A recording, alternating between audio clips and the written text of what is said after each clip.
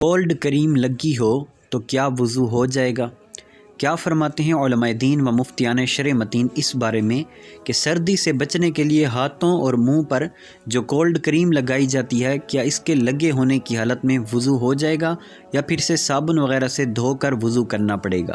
جواب سننے سے پہلے دوستوں سے گزارش ہے، چینل کو ابھی تک سبسکرائب نہیں کیا تو چینل کو ضرور سبسکرائب کریں، ویڈیو کو لائک اور ثواب کی نیت سے شیئر کریں۔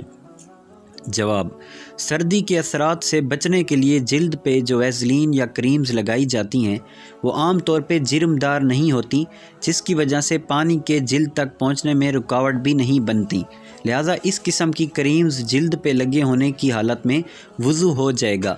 ان کی چکنائی صابن وغیرہ سے دھو کر وضو کرنا ضروری نہیں۔